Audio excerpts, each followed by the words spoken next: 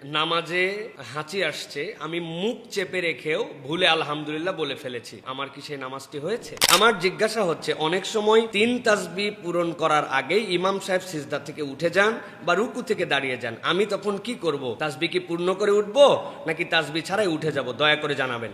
যে বালতিতে পানির ছিটাফোঁটা পড়লে পানি নাপাক হয়ে যাবে, এই পানিতে গোসল করলে আর গোসল হবে না, আসলেও কি গোসল হবে কি হবে না? কেননা এরকম ছিটাফোঁটা পানি তো আমাদের রেগুলারই বালতিতে পড়ে। আমি রং মিস্ত্রি, আমার জিজ্ঞাসা হচ্ছে যে রং করার পরেও আমি সালাত আদায় করি, কিন্তু ওয়াক্তের মাঝে আমি তারপিন দিয়ে হাত ধুই, কিন্তু অজু করার পরে অনেক সময় দেখি নখের কোনায় বিভিন্ন জায়গায় 2-1 ফোঁটা করে রং রয়ে যায়। আমার জিজ্ঞাসা হচ্ছে, এভাবে কি আমার অজু হয়েছে বা আমার সালাত হবে? প্রিয় ভাইয়েরা, হাঁচি আসলে আলহামদুলিল্লাহ বলতে হয়, এটা সর্বক্ষেত্রে হলেও সালাতের ভিতরে আলহামদুলিল্লাহ বলা যাবে না। কিন্তু কেউ যদি সালাতের মধ্যেও ভুলে আলহামদুলিল্লাহ বলে ফেলে, তাহলে ফোকাহ ইকরামের মতামত হচ্ছে এটা হচ্ছে আজকার, জিকির।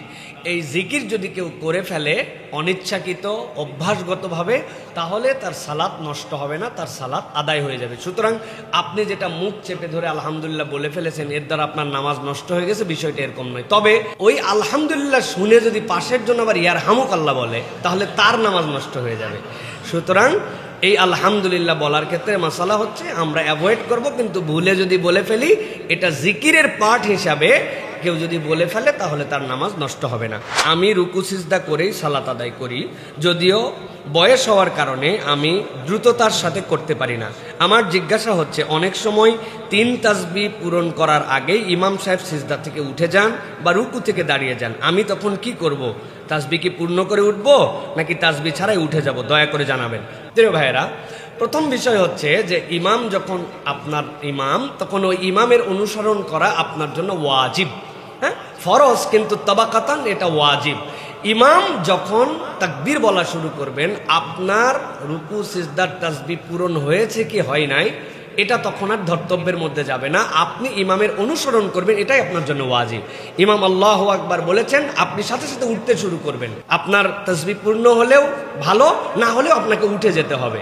সুতরাং আপনার দায়িত্ব হবে যে আপনার বয়স হয়ে যাওয়ার কারণে দেখা যাচ্ছে তাল মিলায়ে আপনি পড়তে পারছেন না, অথবা আপনার উঠাটা একটু আস্তে ধীরে হয়, কিন্তু আপনার নিয়ত থাকবে যে আপনি যখন ইমামের কমান্ড শুনেছেন আল্লাহু আকবার, সাথে সাথে আপনি উঠতে শুরু করবেন। আপনার তাসবিহ শেষ হোক না হোক, আপনাকে কিন্তু উঠে যেতে হবে। অনেক সময় আমরা শেষ বইটাকেও দেখি, সালাম ইমাম পড়ে ফেলছে, উনি তারপরে মনের গতি দিয়ে উনারটা শেষ করতেছে না, ইমাম কমান্ড করছে আপনার নামাজ শেষ, আপনি সালাত শেষ করে ফেলবেন। আল্লাহ এই জন্যই ইমামের পিছনে আপনাকে নিয়েছেন, যে বালতিতে পানির ছিটাফোঁটা পড়লে পানি নাপাক হয়ে যাবে, এই পানিতে গোসল করলে আর গোসল হবে না, আসলেও কি গোসল হবে কি হবে না? প্রিয় ভাইরা, প্রথম কথা হচ্ছে যে যখন কেউ গোসল করেন, গোসলের যে ছিটাফোঁটা পানি, এটা 2টা অবস্থা থাকে।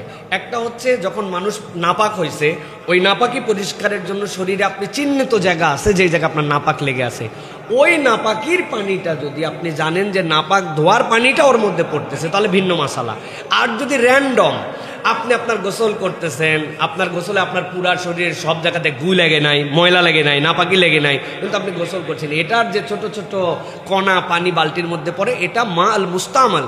এই মুস্তামাল মা পানি যদি আপনার পড়ে, কখনোই আপনার ওই পানি নাপাক হবে না। ওই পানিতে যদি আপনি গোসল করেন, আপনার গোসল হয়ে যাবে। ছিটাফোঁটা যদি বালতিতে পড়ে, হাউজে পড়ে, পানির মধ্যে পড়ে, তাহলে ওই পানি দিয়ে গোসল করলে, অথবা সমূহ পানির ভাগ অনেক, আর ওই পানি দিয়ে আপনি যদি অজু করেন, আপনার অজু গোসল আদায় হয়ে যাবে, এতে আপনার কোনো সমস্যা হবে না। আমি রং মিস্ত্রি, রং করার পরেও আমি সালাত আদায় করি। অজু করার পরে অনেক সময় দেখি নখের কোনায় বিভিন্ন জায়গায় 2-1 ফোঁটা করে রং রয়ে যায়। আমার জিজ্ঞাসা হচ্ছে, এভাবে কি আমার অজু হয়েছে বা আমার সালাত হবে? প্রিয় ভাইয়েরা, শরীয়তের মাসালা হচ্ছে যে সাধ্যের মধ্যে কেউ যদি এরকম পেশার মধ্যে থাকেন, যিনি রঙের কাজ করেন, এই রং তার হাতের মধ্যে লাগে, অনেক সময় এই রংটা এরকম হয় যে ওয়াটার রিসিস্ট টাইপের, ওইটার নিচ দিয়ে পানি পার হয় না, কিন্তু তিনি তারপিন দিয়ে তোলার জন্য চেষ্টা করছেন, পরিষ্কার করছেন, তারপরে দেখেন নখের কোনায় লেগে আছে, হাতে লেগে আছে, সেই জায়গাতে উনি মনে করতেছেন অজুর পানি তো আমার পৌঁছায় নাই, আমার নামাজ হবে কিনা। না, এরকম দুশ্চিন্তা করা আপনার কোনো কারণ নাই।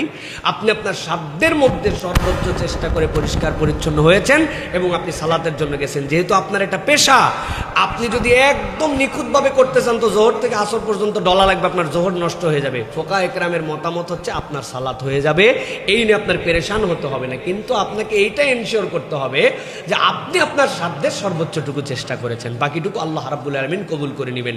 আরবিতে একটা টার্ম এই জন্য বলা হয় আস-সা'য়ু মিন্না ওয়াল ইতমামু মিনাল্লাহ।